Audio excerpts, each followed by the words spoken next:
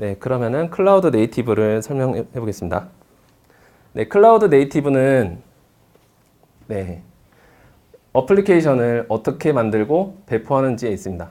이 핵심은 어떻게 만들고 그리고 이 비즈니스를 어떻게 만들어서 배포를 하는지에 있고 이게 어디에 위치해 있고 그리고 어떤 IDC에 있고 IP 주소가 뭐고 이런 거는 중요하지가 않습니다.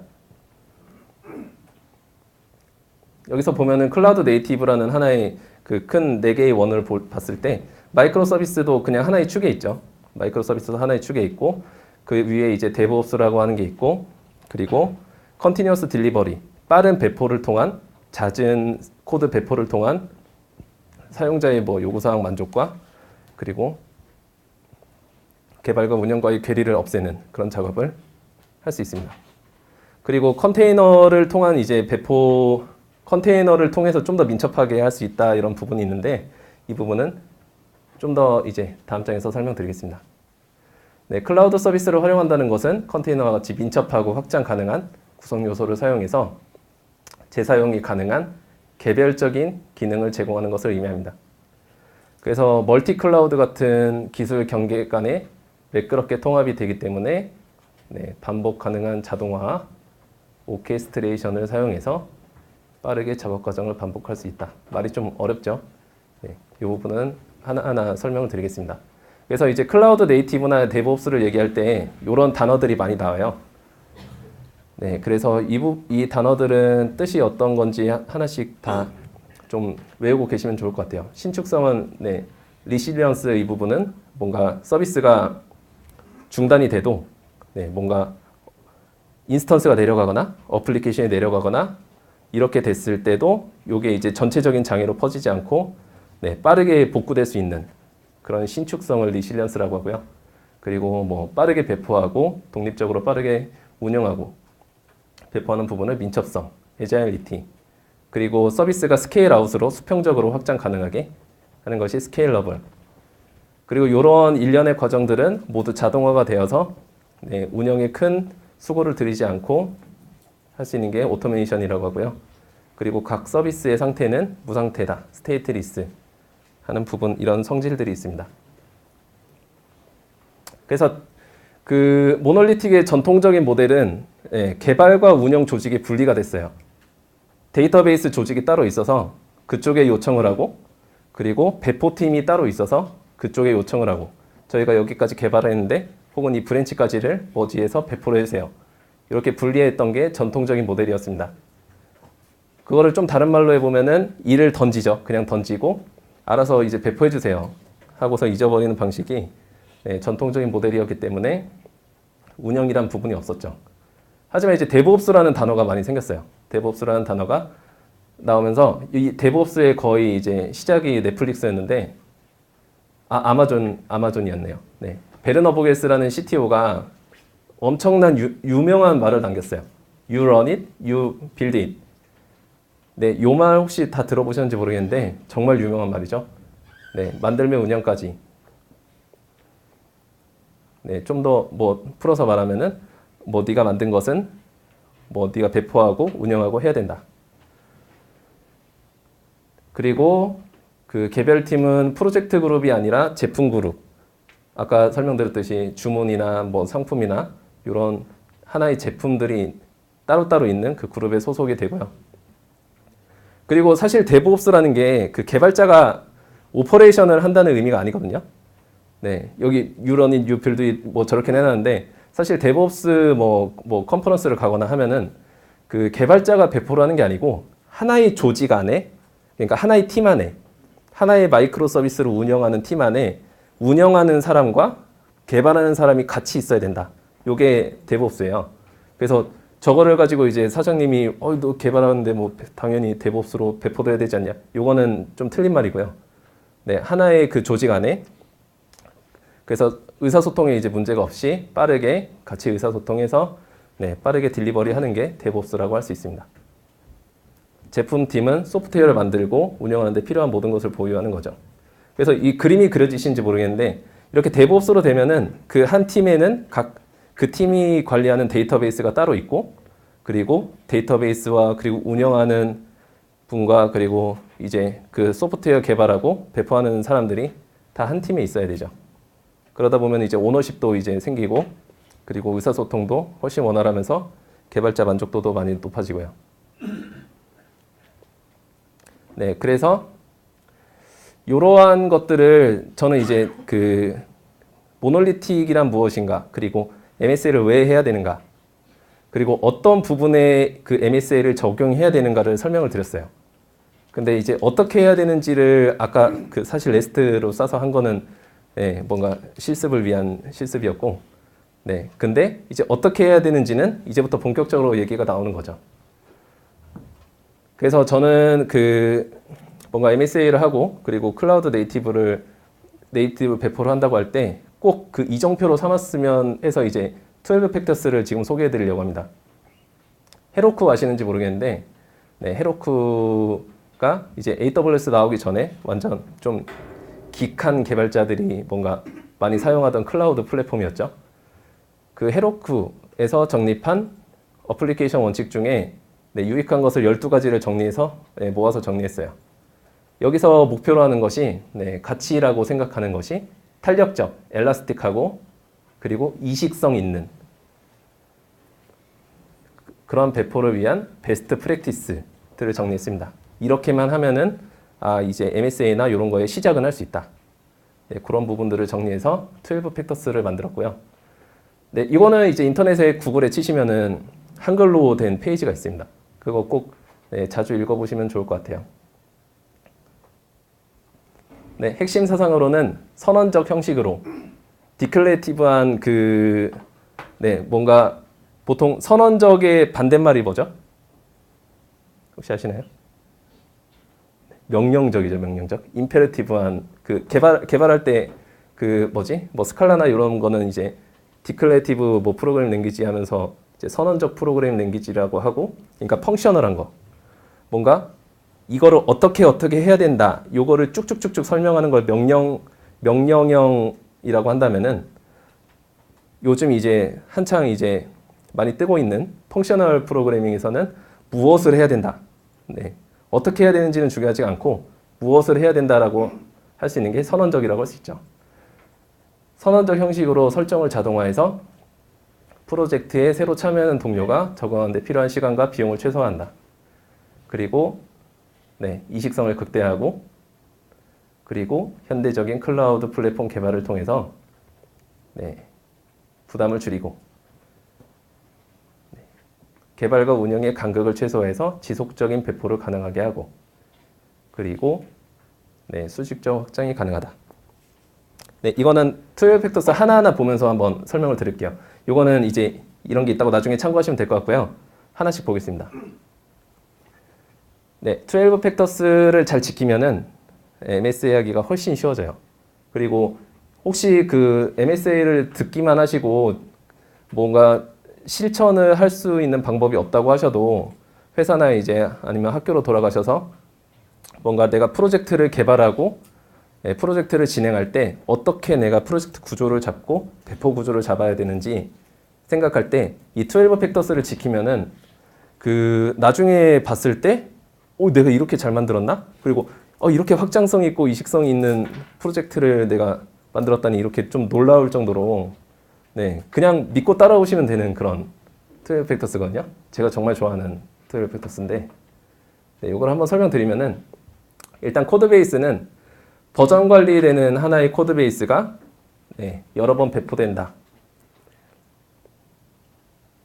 네, 이 말은 어떤 말이냐면은 저희는 사실 지금 멀티 모듈로 했죠. 프로젝트가 그 하나 체크아웃 받으면은 그 안에 프로덕트도 있고 디스플레이도 있고 지금 그런 멀티 모듈 프로젝트로 만들었잖아요.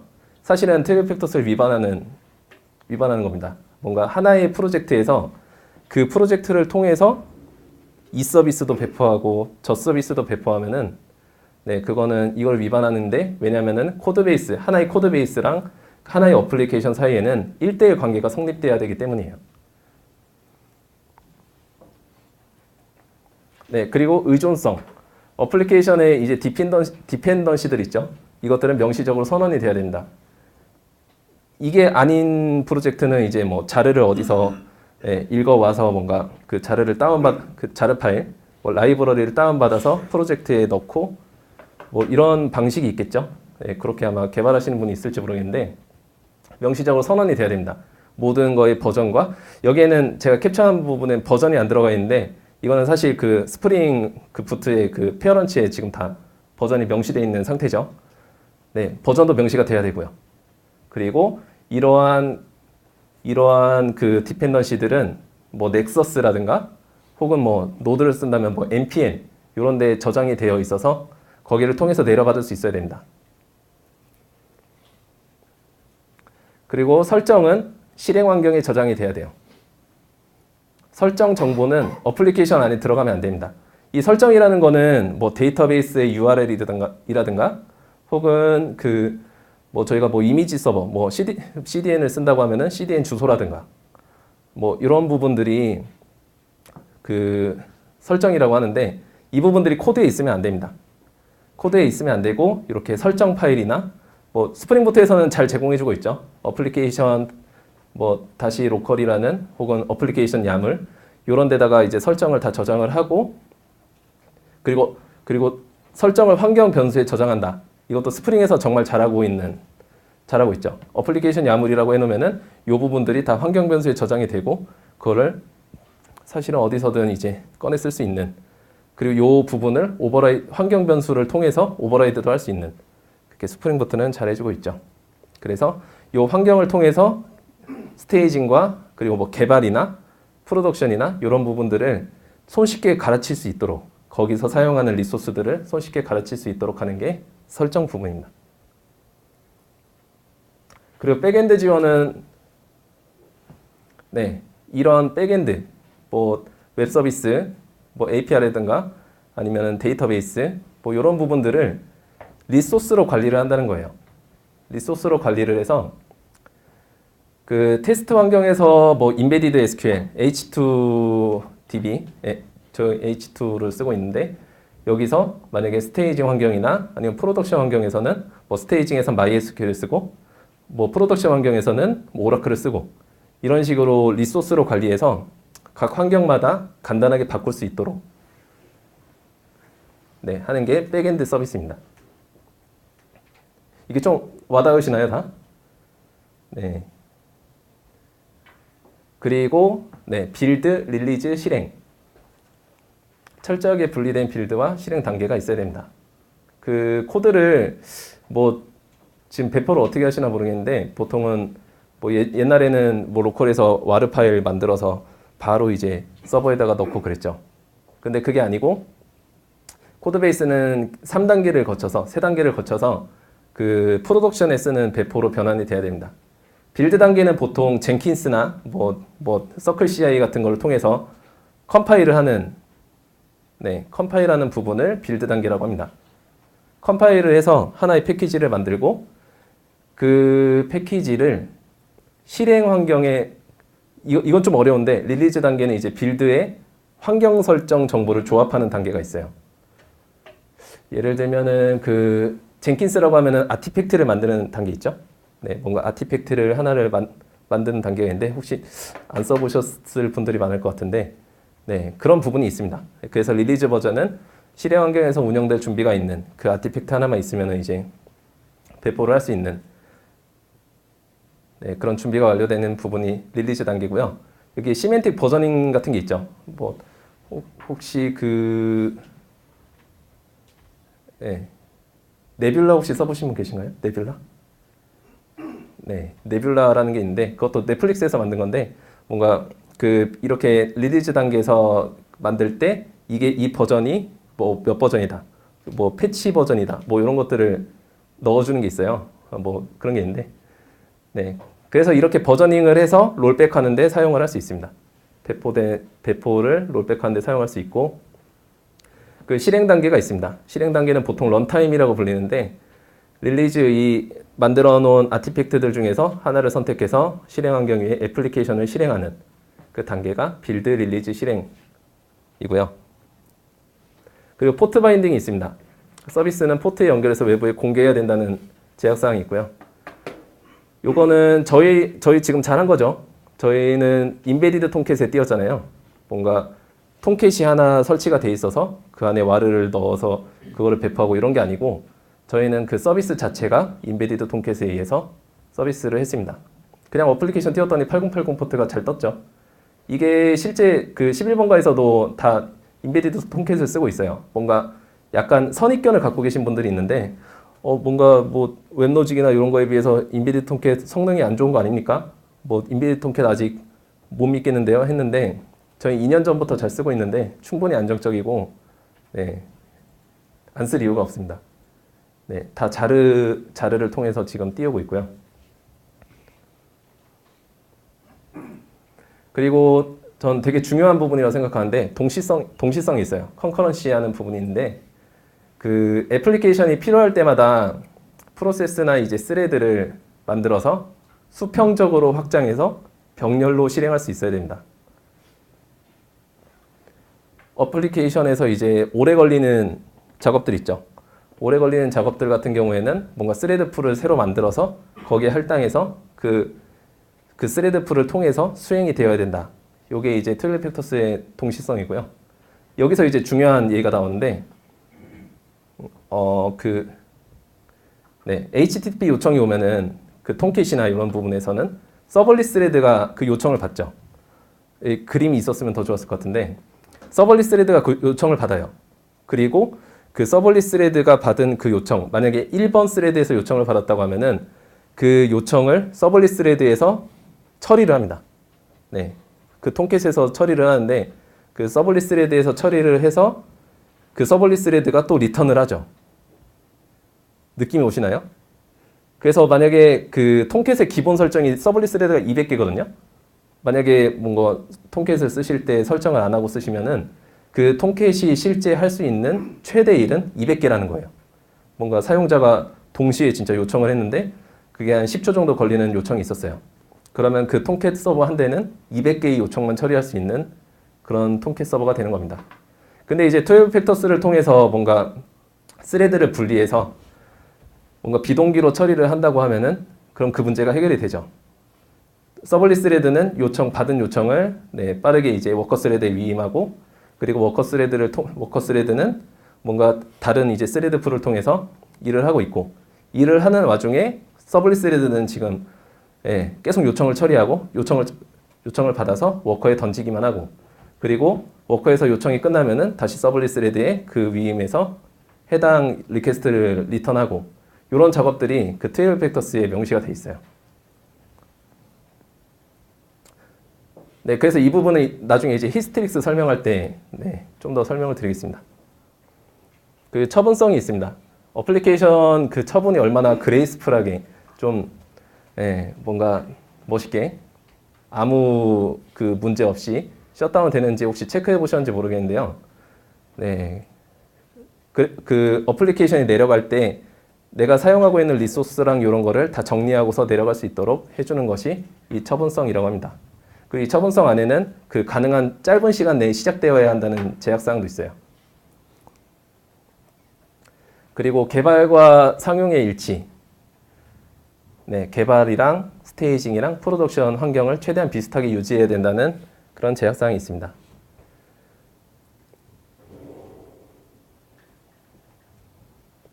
네, 유념해야 될 3가지 차이가 있고요. 시간 차이. 개발자는 변경사항을 운영 환경에 최대한 빨리 배포해야 됩니다. 그리고 코드 변경을 맡은 개발자는 운영 환경으로의 배포 작업까지 할 수 있어야 되고 모니터링도 할 수 있어야 됩니다. 그리고 각 실행 환경에 사용된 기술이나 프레임워크는 동일하게 구성이 되어야 됩니다. 이 그 개발이랑 상용의 일치에서 좀 시사하는 바는 저희가 그 모놀리틱에서 뭐 L4를 쓴다고 했잖아요. L4가 사실은 그 12 팩터스에 그렇게 좋은 기술이 아닌 이유가 그 L4를 보통 상용에서만 쓰죠. L4 스위치라는 건 로드 밸런서 L4가 비싸니까. 그래서 상용에서만 쓰는데 그거에 대한 테스트가 될 수가 없어요. 그래서 뭔가 검증에까지 배포를 해야지만 그거를 실제 L4를 사용해서 뭔가 테스트를 할 수 있지. 개발에서 뭐 로컬에 뭐 하나 띄워서 뭐 이렇게 하는 혹은 개발 서버군이 있어서 그 안에서 테스트할 때는 뭔가 그 설정이 다를 수가 있습니다. 그리고 개발에 아무리 L4를 했다고 해도 이 L4에는 설정들이 여러 개가 있죠. 뭐 스티키도 있고 라운드 로빈도 있고 뭐 이런 설정들이 있는데 이것들이 그 동일하게 구성되는 게 좀 힘들기 때문에 네, 어떻게 보면은 네, 개발과 사용의 일치가 하지 않습니다. 네, 이 부분을 설명드리는 이유는 이따가 좀 유레카를 할 때, 네, 유레카를 얘기할 때 좀 더 네, 쉽게 이해하시라고 했습니다. 그 로그 부분이 있습니다. 이거는 사실은 제가 많이 지금까지는 몰랐던, 작년까지는 잘 몰랐던 사실인데, 네, 로그를 std 아웃에 남기고, 그리고 어플리케이션은 로그 파일 저장에 관여하지 말아야 되고, 로그 집계와 저장은 애플리케이션이 아니라 실행 환경에 처리되어야 한다. 이 부분을 잘 이해를 못했었거든요. 뭐 도커에서는 std 아웃에 남기긴 하죠. std 아웃에 남겨서 뭐 그거를 잘 읽어가긴 하는데 사실 도커 환경이 아니라면은 잘 이해를 못했던 부분인데 저희가 이번에 회사에 엘라스틱 서치를 도입을 하면서 로그 파일을 다 중앙에다 모았어요. 네, 로그 파일을 다 중앙에 모아서 그거를 뭔가 키바나라는 그 엘라스틱 서치에 있는 거를 잘 보여주는 대시보드를 통해서 만들어 봤는데 너무 괜찮더라고요. 네, 로그를 중앙에다가 저장하는 거 추천드립니다. 네, 그리고 어드민 프로세스는 이 부분은 사실 잘 아직 그 가슴 깊이 이해가 안 돼서 네, 어드민 작업을 일회성 프로세스로 실행하고 그리고 실행되는 프로세스와 동일한 환경에서 실행. 근데 이 부분은 동의하죠. 어드민 코드 같은 거, 그 서버에서 잠깐의 배치성으로 쓰는 코드들도 어플리케이션 코드와 함께 레파지토리에 깃이나 이제 깃에 있어야 된다는 게 네, 좋은 그 제약사항인 것 같습니다. 이렇게 12팩터스 12개의 제약사항을 말씀드렸는데요. 이거는 제약사항이에요. 뭔가 그 클라우드 네이티브 혹은 MSA를 할 때 가장 이제 기본이 될 수 있는 그런 제약사항이거든요. 그래서 이 부분을 이제 하나하나 지키면 좋은 그런 부분이라서 설명을 드렸습니다. 그리고 저희는 MSA 간의 호출을 REST API로 할 거예요. HTTP가 좋은 이유는 클라이언트의 HTTP 자체의 그 상태를 갖지를 HTTP의 뭔가 상태를 갖지는 않죠. 예, 그 안에 모든 게 이제 요청하는 그 정보들이 있기 때문에 자기 완비적이고, 예, 자기 완비적입니다.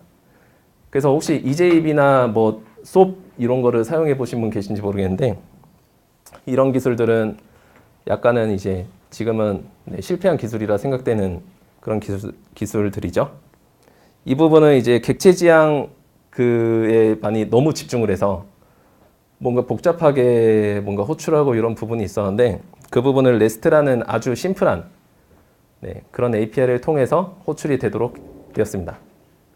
2000년에 로이 필딩 박사가 HTTP 그 명세를 쓴 사람인데 그 사람이 이제 소개를 해서 집중하는 것은 원격의 자원, 뭐 프로덕트 상품이라고 하면은 상품의 그 정보와 그리고 그 엔티티를 다루는 데 초점이 맞춰져 있고요. 그 요 부분은 명심하셔야 되는 게 동사 대신 명사죠. 그리고 행위 대신 엔티티에 집중합니다.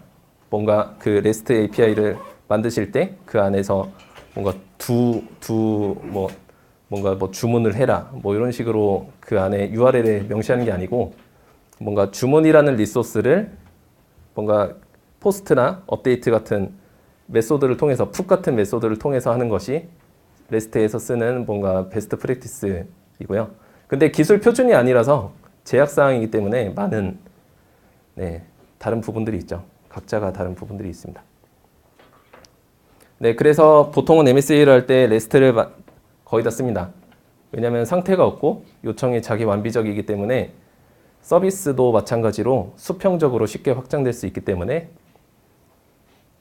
REST API를 사용하고 있습니다.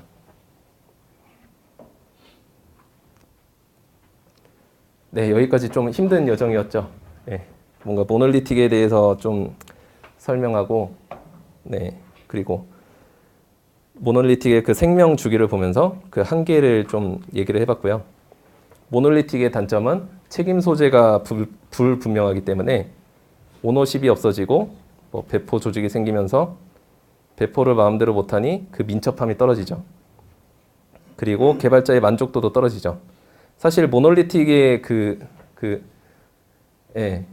여기에 혹시 성능 때문에 모놀리틱에서 MSA로 가야 된다고 생각하시는 분이 있을지 모르겠는데 모놀리틱도 성능 괜찮죠. 보통 그 정말 큰 서비스 아니라면은 그 데이터베이스가 뭔가 요즘 너무 데이터베이스 잘 나와서 웬만한 거는 이제 그리고 데이터베이스뿐만이 아니라 그 데이터베이스가 만약에 다 하지 못한다면은 캐시를 도입하거나 뭐 다양한 그 NoSQL을 도입하거나 등등의 식으로 모놀리틱도 얼마든지 성능의 확장을 할 수 있어요. 근데 이제 그걸 하지 않고 MSA를 한다는 거는 사실 성능에서는 그 설득이 안 돼요. 저희가 그 2년 전쯤부터 MSA를 그 뭐 임원이나 이렇게 막 개발팀들의 설득을 했었는데 그때 당시에는 성능으로는 잘 설득이 안 되더라고요. 개발팀이 얘기해도 이거 캐시 하나 붙이면 끝나는 얘기인데 왜 MSA를 하려고 해요? 뭐 웃으시는 분이 그 경험이 있으신가 보네요. 네, 뭐 캐시 하나 붙이면 되고 혹은 뭐 DB가 부여가 되면은 뭐 리플리카해서 뭐 하나 더 만들면 되잖아요. 뭐 이런 식으로 하는데 사실은 MSA가 이제 성능에서는 성능의 문제가 그렇게 있진 않죠.